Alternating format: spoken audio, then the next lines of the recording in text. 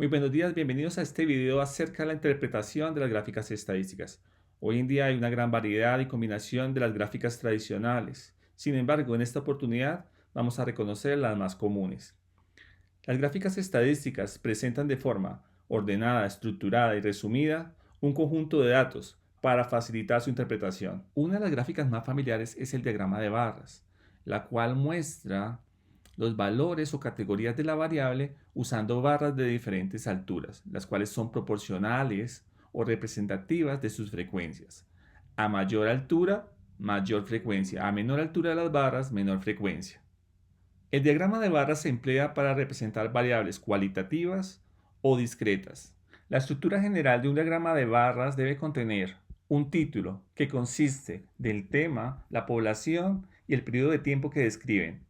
Un eje horizontal en el cual debemos encontrar los nombres o títulos de las categorías separadas entre sí la misma distancia. En este ejemplo vamos a encontrar los nombres de los géneros de los diferentes tipos de películas. En el eje vertical viene una escala numérica que corresponde a las frecuencias, ya sea absoluta, relativa o porcentual. En el cuerpo de la gráfica vienen barras de diferentes colores o tramas para distinguir las categorías entre sí. Una leyenda puede incluirse en el gráfico para distinguir las categorías más fácilmente. Las operaciones o interpretaciones que podemos efectuar con un diagrama de barras son las siguientes. Podemos calcular la máxima frecuencia, la menor frecuencia de una categoría o el valor de la frecuencia de una categoría en específico. Podemos establecer la diferencia entre diferentes categorías, por ejemplo, la diferencia entre las películas de acción o aventura con respecto a las de terror, un 30%. Podemos comparar y ordenar las categorías de acuerdo a su preferencia. En este caso, las más preferidas son las películas de acción con un 40%, las películas infantiles o familiares con un 33%, las comedias con un 12%, el terror con un 10% y los dramas un 5%. Podemos agrupar categorías y sumar sus frecuencias. Por ejemplo, ¿qué porcentaje de la población prefieren las comedias y las películas de terror? En este caso, 22%. ¿Qué porcentaje de la población prefiere películas de terror y dramas? 15%. ¿Qué porcentaje de la población prefiere películas de acción o aventura y películas infantiles o familiares? 73%. ¿Cuál fue el género más preferido en el 2017? Las películas de acción o aventura con el 40%. ¿Cuál fue el género menos preferido de películas del 2017? El 5% de la población prefiere los dramas. Los diagramas de barras pueden ser horizontales y se utilizan igualmente para variable cualitativa o discreta. Además, cuando los nombres o textos de las categorías son muy extensos y existen varias series de datos, van a ser más útiles cuando las categorías están en orden ascendente o descendente. Es así como podemos distinguir en esta tabla donde se presentan cuáles son los países con más satélites en órbita, que es Corea del Sur, el país que menos satélites en órbita tiene con 15. El país con más satélites en órbita es Estados Unidos con 883. Podemos ver las diferencias entre, por ejemplo, Rusia y China en cuanto a la cantidad de satélites. Sería un total de 146. También podemos observar cómo Estados Unidos tiene más satélites que los siguientes 10 países en el orden de países con satélites. A continuación, un ejercicio de interpretación de una gráfica de barras que representa el comportamiento de un grupo de estudiantes en cuanto a la noche preferida para realizar tareas. Inicialmente preguntan, ¿cuántos estudiantes prefieren hacer sus tareas los fines de semana en la noche? Podemos notar que en el eje horizontal están los días de la semana. Resaltamos aquellos días que son del fin de semana. En el eje vertical están las frecuencias absolutas, es decir, el número de estudiantes. Las barras correspondientes a los días sábado y domingo tienen valores de 5 y 12, es decir, que en total 17 estudiantes hacen sus tareas el fin de semana. Siguiente pregunta. ¿Cuántos estudiantes prefieren hacer sus tareas entre semana y la noche? Consideramos entonces aquellos días que corresponden a entre semana.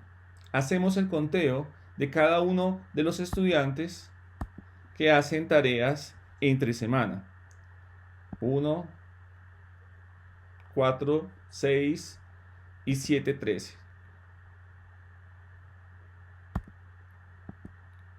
La siguiente pregunta es acerca de cuántos estudiantes hay en la clase. Lo que vamos a hacer es tomar todos los días de la semana y sumar cada uno de las frecuencias absolutas para tener el total de la población estudiada. En este caso, 1, 0, 3, 2, 7, 5 y 12 para un total de 30 estudiantes. Una pregunta específica: ¿cuántos estudiantes hacen sus tareas el domingo en la noche? Debemos fijarnos en la categoría del día domingo. En este caso, son 12 estudiantes que hacen su tarea el domingo. Otro tipo de gráfica es el diagrama de barras agrupado. Se utiliza cuando tenemos varios conjuntos de datos y se agrupan en varias categorías, todas en el mismo gráfico. En la siguiente gráfica podemos observar los costos e ingresos de 4 compañías en el año 2020. Las barras rosadas son los costos de cada una de las 4 compañías y las barras verdes corresponden a los ingresos por ventas de cada una de las compañías. Todas las barras verdes corresponden a un mismo conjunto, que son los ingresos. Cada una de las 4 compañías tiene esa característica que puede ser estudiada, los ingresos. Todas las barras rosadas corresponden al conjunto de costos, que es una característica que se puede estudiar o se puede medir en cada una de las 4 compañías. En general, tenemos 4 categorías para 2 conjuntos. Es decir, cada categoría se ha agrupado en 2 barras, que corresponden a los valores de cada uno de los 2 conjuntos, costos e ingresos.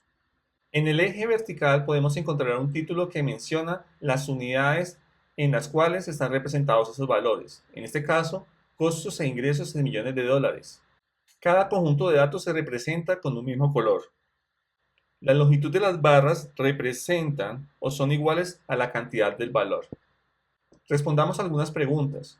De acuerdo a la gráfica 1, ¿cuál compañía obtuvo utilidades? Debemos reconocer el concepto de utilidad. Las utilidades son los ingresos menos los costos, es decir, son las ganancias que le quedan a la empresa después de restarle a los ingresos todos los costos que tuvieron que hacer para la fabricación o para la producción de bienes y servicios. En la primera categoría correspondiente a la empresa o compañía, podemos notar que la barra de ingresos es mayor o más alta que la barra de costos. Es decir, que en esta compañía sí se presentaron ingresos en el año 2020. En la segunda categoría, para la compañía B, podemos darnos cuenta de lo contrario. Los costos o la barra de costos es superior o más alta que la de ingresos, es decir, que se presentaron pérdidas. En la tercera compañía, sucede que los costos son mayores que los ingresos, es decir, que se obtuvieron pérdidas en el año 2020. Y en la compañía D, la barra de costos y la barra de ingresos son iguales, es decir, que en este caso no hubo utilidades. Conclusión, podemos notar que la compañía A fue la única que obtuvo utilidades. El valor de la utilidad sería la diferencia entre las dos barras, 45 menos 35, 10 unidades, pero como tenemos que fijarnos en el eje vertical, en qué unidades viene, son ingresos en millones de dólares, significa que son 10 millones de dólares que tuvo de utilidad la compañía A. En la segunda pregunta, ¿cuál compañía tuvo las mayores pérdidas? En el análisis anterior pudimos notar que la compañía C fue aquella que tenía mayor diferencia entre la barra de costos y la barra de ingresos. El total de pérdidas o la diferencia, 45 menos 30, es igual a 15, es decir, perdió 15 millones de dólares. La tercera pregunta, ¿en cuántos millones fueron superiores los costos de la compañía D comparados con los costos de la compañía A? Debemos señalar cuáles son los costos de la compañía A, 35 millones de dólares. Ahora los costos de la compañía D, 50 millones de dólares. La diferencia entre la compañía D y la compañía A son de 15 millones de dólares. Continuando con algunas preguntas de análisis acerca de la gráfica número 2, que trata del porcentaje de uso de redes sociales en 3 ciudades de América Latina en el año 2019, podemos notar que en el eje horizontal encontramos las categorías. En este caso, tenemos 5 redes sociales que se utilizan en las 3 diferentes ciudades.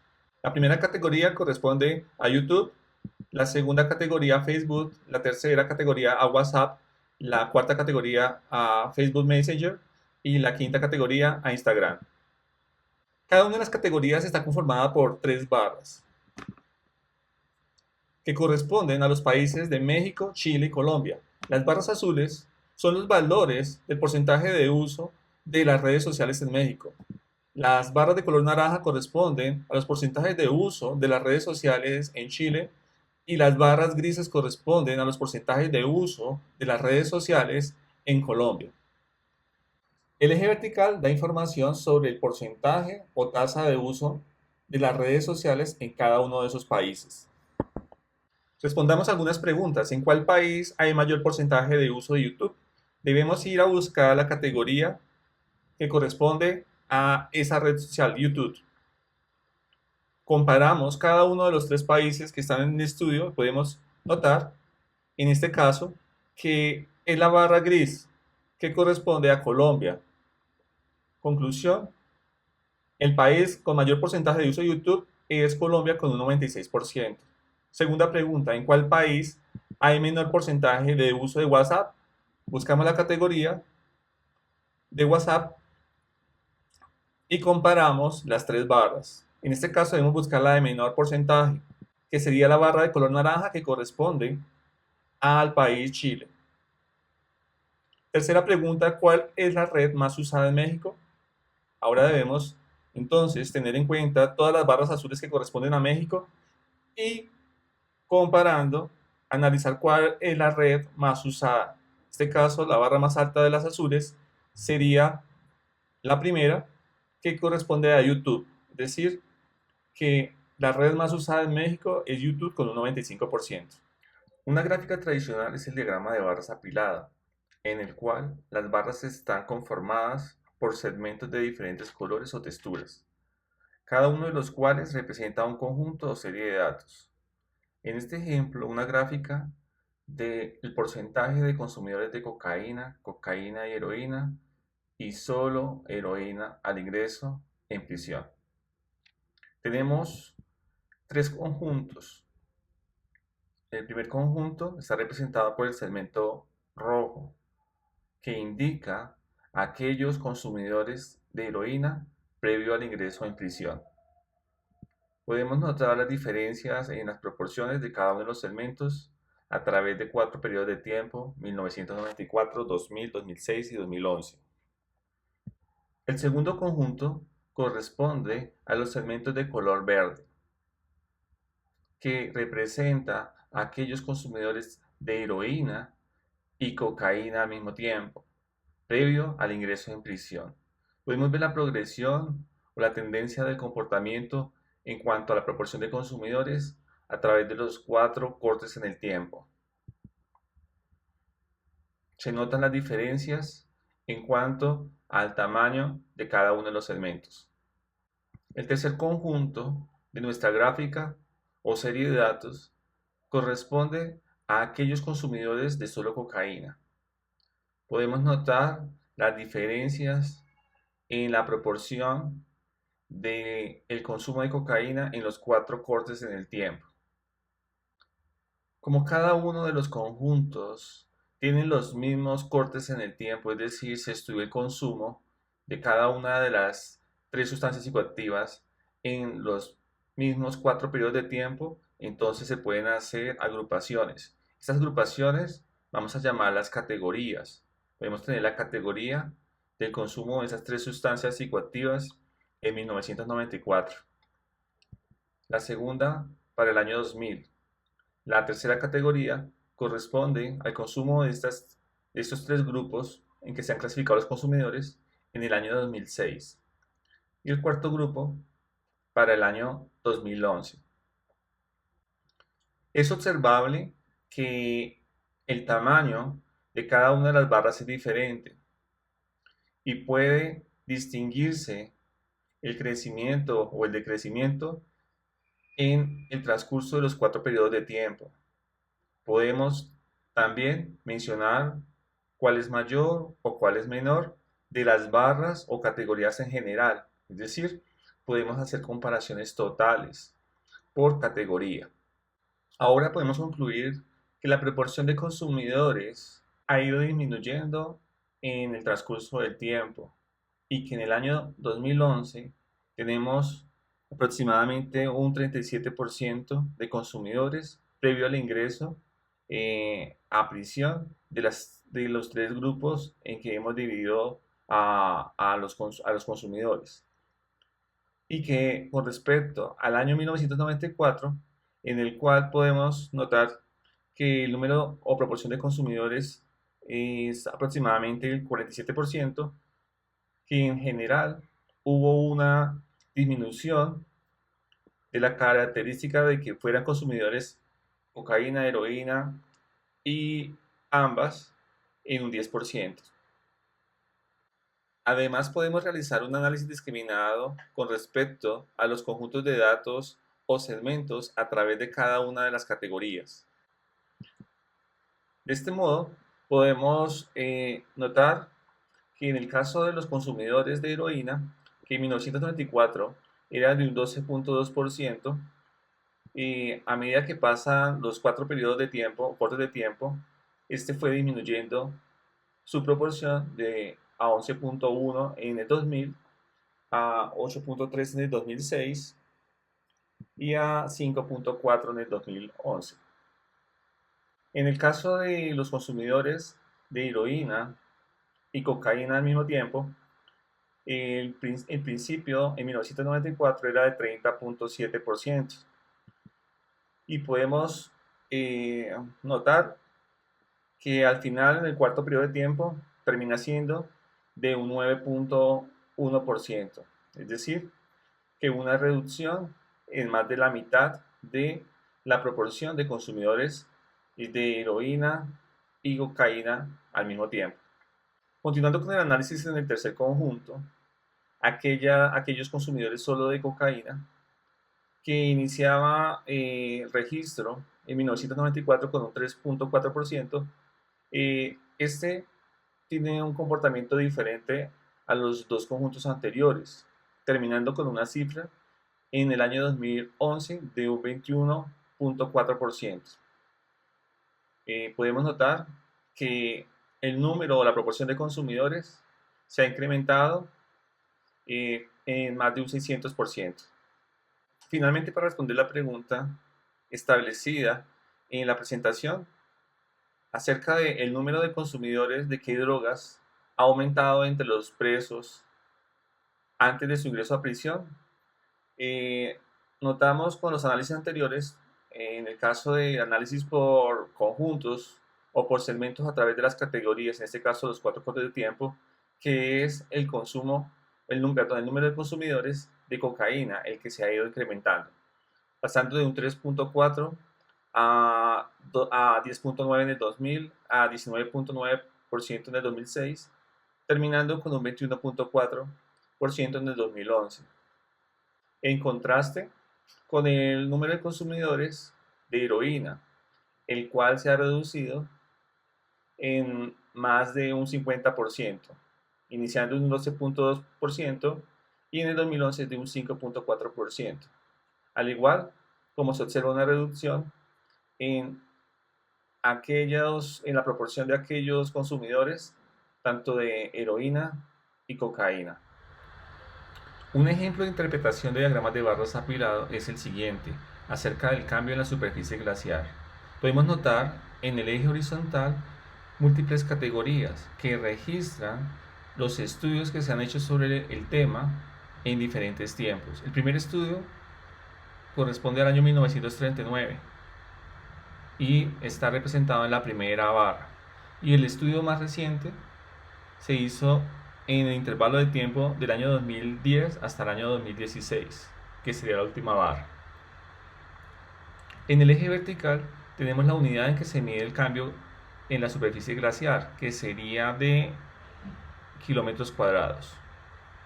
Estamos utilizando solamente para representar las gráficas el semieje vertical positivo, ya que valores positivos de las alturas de las barras van a indicar disminución del área glaciar. Si utilizáramos el semieje vertical negativo y hubieran barras que se desplazaran del centro hacia abajo, eso indicaría una recuperación en el área glaciar para esta situación. Cada barra está comprendida por 6 colores o 6 segmentos, es decir, que tenemos 6 conjuntos o series de datos que estamos analizando y comparando. Cada color corresponde a un volcán o una sierra nevada. El orden en que vienen los colores en cada una de las barras es el siguiente, partiendo de la base. El azul oscuro, el volcán nevado de Huila. El color naranja, el volcán nevado del Tolima. El color gris, el volcán nevado Santa Isabel. El color amarillo, el volcán nevado de Ruiz. El color azul claro, la Sierra Nevada del Cocuy. Y el color verde, la Sierra Nevada de Santa Marta. Ahora vamos a plantear algunas preguntas para tratar de responder utilizando este diagrama de barras apiladas. Es de notar que entre más categorías haya o colores haya en el diagrama de barras apilado, va a ser más difícil la distinción en la comparación de las proporciones. Además que estos segmentos de barras no están alineados, pues se requiere, digamos, una habilidad visual para poder hacer un contraste en las diferencias. La primera pregunta es: ¿cuál volcán ha sufrido la mayor pérdida de superficie glaciar en la década de los 90? Entonces debemos mirar en las categorías cuál es el periodo de tiempo que corresponde a los 90. Iría desde esta barra que va desde 1990 hasta esta que prácticamente llega al 2001. Vamos a tomar en cuenta hasta el 2001 porque esta barra incluye los años 97, 98 y 99. Así es que a partir de estas 4 categorías realizaremos el análisis de cuál volcán fue el que sufrió más pérdida en kilómetros cuadrados de superficie glaciar. Hacemos una comparación de los segmentos, es decir, de los colores en cada una de las barras. En la primera categoría o barra tenemos que el mayor segmento es el de color azul. En la segunda también predomina el segmento azul que corresponde a la Sierra Nevada del Cocuy. En el tercer segmento sucede lo mismo, mayor proporción en la Sierra Nevada del Cocuy. Y en la cuarta categoría, la que predomina con mayor pérdida es el color verde, que es la Sierra Nevada de Santa Marta. Sin embargo, en segundo lugar sigue la Sierra Nevada del Cocuy. Haciendo una sumatoria, por decirlo así, visual, de cuál es el segmento que tiene mayores pérdidas de superficie glacial, es decir, que el color que predomina en estos 4 barras sería el color azul, ¿sí? Le ganaría incluso en su proporción al color verde. Podemos decir entonces que el volcán que más sufrió pérdida es el de la Sierra Nevada del Cocuy. La segunda pregunta es: ¿cuál es la tendencia de la pérdida de superficie glaciar en los últimos 16 años? Resaltamos el periodo de los últimos 16 años, que va desde el año 2001 hasta el año 2016. Podemos notar que las 4 categorías finales de las 5 que comprenden este periodo tienen una tendencia al crecimiento. Hubo un pequeño descenso de el 2001 y 2002 al 2002-2003. Sin embargo, a partir de ahí hay una tendencia o un incremento en la pérdida de superficie en el total general de los 6 volcanes nevados o la Sierra Nevada. En general, tenemos que aproximadamente 2 kilómetros cuadrados de superficie se perdieron en el 2001-2002. En cambio, en el 2016, a finales de 2016, teníamos en un total general de 8 kilómetros cuadrados de superficie perdida en glaciar. Si hacemos un análisis por conjuntos, podemos notar que el segmento de color amarillo tiene al final un gran incremento, es decir, que el volcán Nevado del Ruiz sufrió una gran pérdida de superficie glaciar. Aproximadamente estamos hablando, así visualmente podríamos decir que unos 2 kilómetros cuadrados, y que ha estado durante los últimos 3 periodos de tiempo, desde 2003 hasta 2016, el volcán Sierra Nevada del Cocuy, la Sierra Nevada del Cocuy ha estado perdiendo casi 2 kilómetros cuadrados de superficie glaciar en cada uno de estos periodos. Y la pérdida que se ha mantenido más o menos constante, por decirlo así, que no ha tenido grandes variaciones, ha sido la de la Sierra Nevada de Santa Marta. La última pregunta es, ¿cuál volcán es el que ha perdido menos superficie glaciar en todo el periodo que comprende el estudio? Entonces, vamos a hacer una revisión de todas las categorías desde 1939 hasta el año 2016. ¿Cuál es el color o el segmento de color menos presente? Entonces, haciendo muy detalladamente un análisis, nos damos cuenta que la franja de menor proporción es la de color naranja, que incluso en algunos periodos de tiempo no se muestra presencia de ella, y termina al final de los últimos 3 categorías o 3 periodos de tiempo con una participación muy baja, es decir, que el que ha sufrido menos pérdida de superficie glaciar es el volcán Nevado del Tolima. Los histogramas se utilizan para representar frecuencias de variables cuantitativas continuas, aunque también pueden representar variables discretas, las cuales han sido agrupadas en clases. En el eje X se utilizan intervalos o marcas de clase o punto medio de cada intervalo, y en el eje Y se ubican las frecuencias absolutas o las frecuencias relativas. El área total del histograma es igual al número de datos. Por ejemplo, en esta gráfica, sobre la lectura de temperatura diaria en el mes de junio, tenemos en el eje horizontal diferentes intervalos de temperatura. En el primer intervalo, de 1 a 5, quiere decir que son temperaturas de 1 a 5 grados centígrados. En la segunda barra, de 6 a 10, son temperaturas de 6 a 10 grados centígrados. La altura de cada una de las barras indica cuántos días hubo que se presentaron cada una de las temperaturas que se registran en los intervalos. Para calcular el número de datos, lo que debemos asumir es que cada barra tiene como base una unidad. Calculando el área de cada barra sería la base de una unidad multiplicada por la altura, que en este caso sería el número de días. Calculando cada una de las áreas del histograma, tendríamos lo siguiente. La suma de todas las áreas es igual a 30, es decir, que tenemos 30 datos que corresponden a los 30 días del mes de junio. Los histogramas ayudan a dar una idea de cómo es la concentración de los datos, la distribución de los mismos. Podemos visualizar cuáles son los valores máximos y cuáles son los valores mínimos. En esta situación, las temperaturas máximas son de 36 a 40 grados centígrados y las temperaturas mínimas de 1 a 5 grados centígrados. Una temperatura ausente es la de 21 a 25 grados centígrados en el mes de junio. Un ejemplo de interpretación de histogramas en el siguiente gráfico acerca del número de pasajeros en los buses que condujo un chofer en el último año.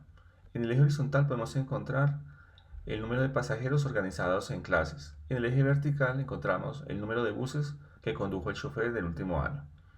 La primera pregunta es, ¿cuántos buses tuvieron 100 o más pasajeros? Debemos analizar el eje horizontal para encontrar aquellas clases que tienen o que representan 100 o más pasajeros. Podemos ver que la barra de color amarillo incluye de 100 a 119 pasajeros para un total de 10 buses, y la clase de 120 a 139 pasajeros también de 10 buses para un total de 20 buses que condujo el chofer que tuvieron 100 o más pasajeros. La segunda pregunta es ¿cuántos buses manejó el conductor en el año? Es decir, nos están preguntando por el total de las frecuencias. En este caso, las frecuencias van en el eje vertical, que son los números de buses. Nos están preguntando el total de buses que manejó el conductor. Debemos hacer la suma de las áreas totales de las barras del histograma. Recordemos que vamos a asumir que la base es de una unidad y el área se calcularía multiplicando por la altura, cada una de las bases. Primer resultado, en este caso sería 40 por 1, 40, y más 20, más 5, más 70, más 60, más 10, más 10. Lo cual, haciendo la suma total, nos daría 215 buses que manejó ese conductor en el último año. Tercera pregunta, ¿qué rango de pasajeros es menos frecuente? En este caso, no estamos preguntando por el valor mínimo de pasajeros, sino por el menos frecuente. Entonces debemos buscar la barra de menor altura, la cual es la que tiene 5 frecuencias. Pero esa no sería la respuesta. La respuesta tiene que ver es con el número o el rango de pasajeros menos frecuente. Por lo tanto, la respuesta sería de 40 a 59 pasajeros en un bus, es lo menos frecuente. La última pregunta es: ¿qué rango de pasajeros es el más frecuente?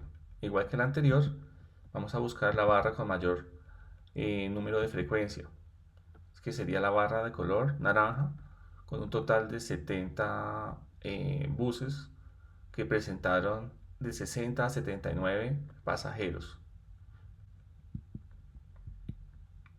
Para diferenciar un poco entre las preguntas de mayor o menor frecuencia, recordemos que el histograma nos permite visualizar la distribución de datos en un conjunto y podemos encontrar los valores mínimos y los valores máximos. En este caso, el valor mínimo que se presenta es de 0 a 19 pasajeros y el valor máximo de pasajeros es de 120 a 139. La moda de pasajeros, en este caso, el valor más frecuente es de 60 a 79, el menos frecuente de 40 a 59.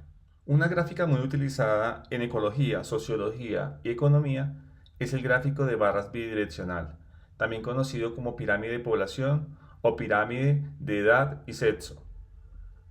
Tiene una orientación horizontal y contiene dos series de datos, cuyas barras de frecuencias crecen en sentidos opuestos. Es como tener dos histogramas en paralelo. El primero corresponde a un sexo, en este caso los de color rojo a las mujeres, y el segundo de color azul a los hombres. El eje X se utiliza para marcar los números de la población, que pueden ser porcentajes. En el eje Y vienen los grupos o rangos de edad. La suma de todas las barras debe ser igual al total del 100% de la población. Este tipo de diagrama permite detectar cambios o diferencias entre patrones de población. Se pueden comparar patrones de población entre diferentes países o grupos seleccionados. Un ejemplo de interpretación del gráfico de pirámide poblacional es el siguiente acerca de la población de Colombia en el periodo comprendido entre 1960 y 2018. La primera pregunta corresponde a ¿cuál es el rango de edad poblacional de mayor frecuencia entre hombres y mujeres en 1960? Entonces, vamos a verificar primero en las barras que corresponden a las mujeres cuál es la de mayor longitud. Nos podemos dar cuenta que la primera es la que está en la base de la pirámide, que sería esta. Su valor aproximado, teniendo en cuenta las líneas de referencia, eso sería 5%, aquí tendríamos 8%, 9%, aproximadamente 9.4%. Es el valor de la mayor frecuencia o la mayor proporción de población en las mujeres. En cuanto a los hombres, revisamos el color azul que corresponde a las barras para este sexo y nos podemos dar cuenta que también es el mismo rango de edad, donde la barra tiene mayor longitud, entre 0 y 4 años de edad. El valor aproximado sería 9 y, teniendo un poquito de precisión, un 9.6%. La siguiente pregunta es: ¿cuáles han sido los cambios más relevantes de la pirámide poblacional desde 1960 a la actualidad? Podemos notar que la pirámide tiene una forma muy particular, una base amplia que se va reduciendo a medida que los grupos de edad son mayores. Este sería como la tendencia, es decir, base amplia para menores de edad y barras cortas, es decir, una menor proporción de la población cuando las edades son mayores. Lo mismo pasa con las mujeres. Partimos de una base amplia, la cual se va reduciendo hasta terminar con muy poca población mayor de 80 años. Es importante destacar que de acuerdo a la forma de la pirámide poblacional podemos describir algunas características demográficas de comportamiento, en este caso de Colombia. Una base amplia que se va reduciendo proporcionalmente hasta terminar en diagramas o barras cortas en los mayores de edad, quiere decir que la natalidad y la mortalidad son altas y que el crecimiento de la población es rápido. Podría describir a una población o una comunidad donde tienen muchos hijos, tienen hijos también a temprana edad y que los mayores son menos y pues mueren a una edad temprana, es decir, su expectativa de vida pues no es muy alta. Para realizar un análisis completo del periodo comprendido desde 1960 hasta el año 2018, debemos ver la progresión de la pirámide poblacional a través del tiempo. Podemos darnos cuenta cómo hay cambios en la base de la pirámide, en la parte media e incluso en la parte superior. Un cambio completo de la forma de la gráfica y eso implica un análisis particular como el siguiente. Es notable como la base de la pirámide se redujo. Teníamos una población en 1960 que partía prácticamente desde el 9.6 para los caballeros hasta el 9.4% para las damas entre los 0 y 4 años. En cambio, en la actualidad, la base apenas es un poco superior al 4%. En cambio, hubo una ampliación en los jóvenes y los jóvenes, por decirlo así, adultos. También es destacable que el grupo más pequeño en proporción en la pirámide poblacional en 1960, que eran las personas de 80 o más años, actualmente tiene una proporción mayor de participación en la población. Es decir, ya es más observable o notable el crecimiento de este grupo. Eso quiere decir que la expectativa de vida ha ido subiendo en el país. Esta base más reducida, menos ancha, quiere decir que está reduciéndose la velocidad de crecimiento de la población. Y si el comportamiento en general de la pirámide poblacional se mantiene durante un largo periodo de la manera que la observamos, es decir, con una base apenas un poco menor que la población de edad media y superior, entonces estaríamos hablando de una población estable, es decir, que tanto la mortalidad como la natalidad se mantienen constantes.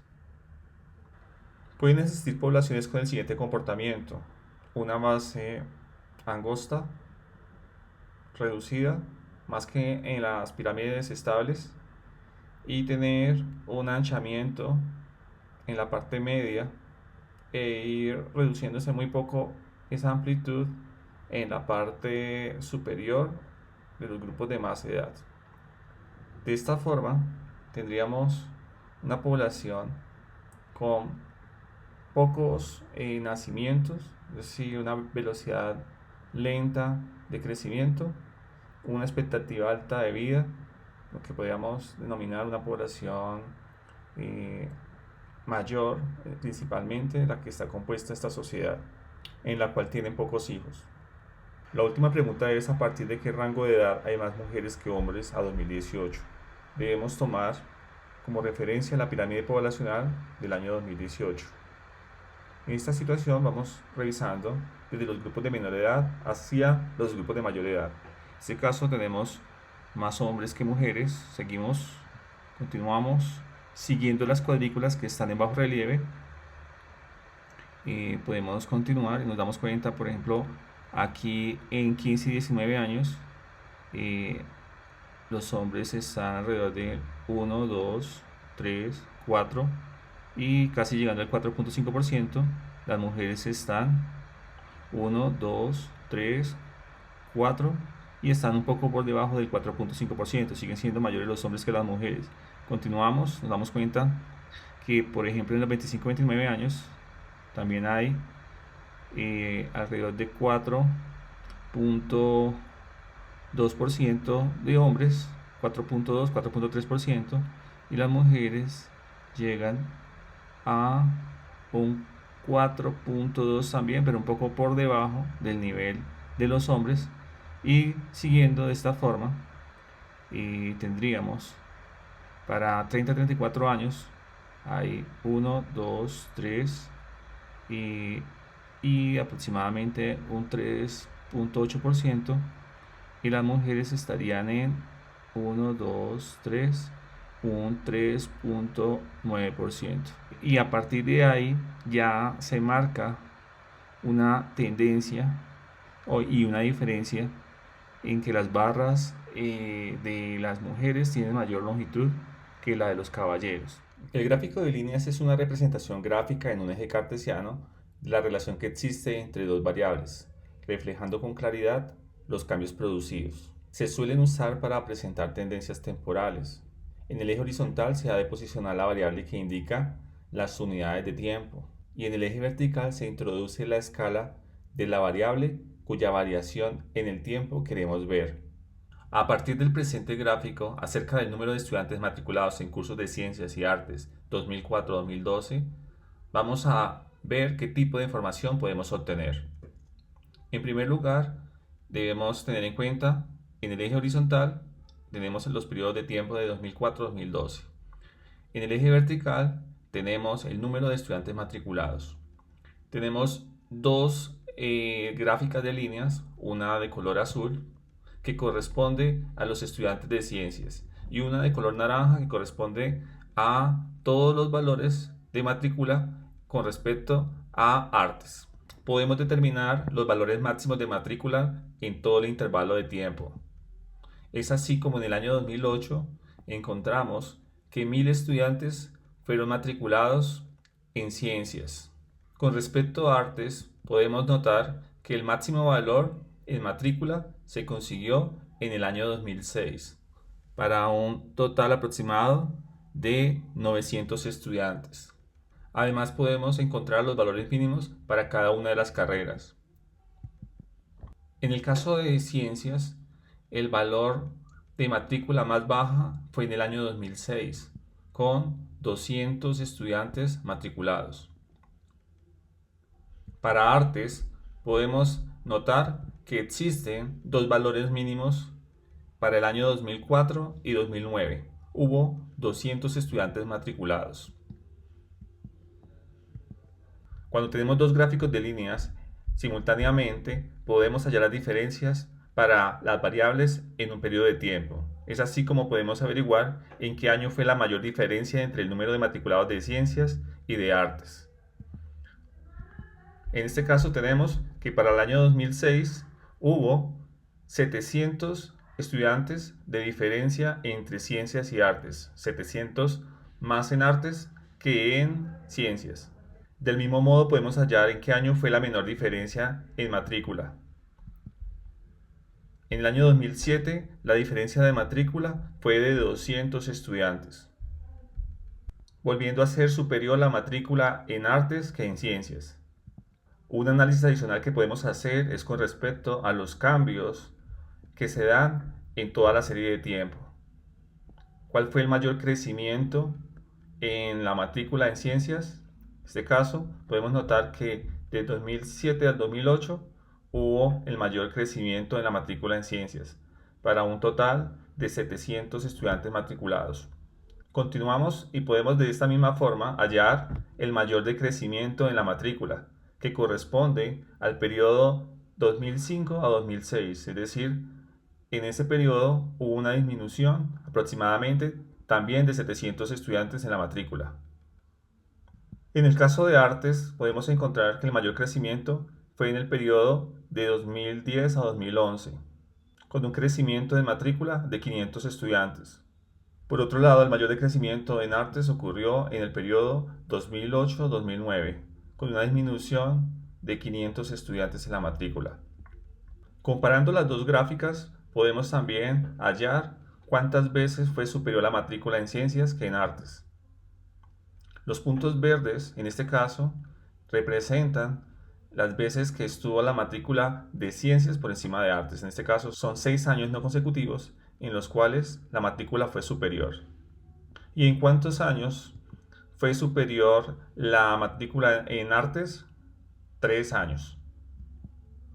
Para contestar la pregunta, en el año 2009, ¿cuántos estudiantes más se matricularon en ciencias comparados con los de artes? Podemos indicar que en 2009 los estudiantes de ciencias eran 600 en la matrícula y de artes 200, es decir que la diferencia en el 2009 fue de 400 estudiantes más matriculados en ciencias que en artes.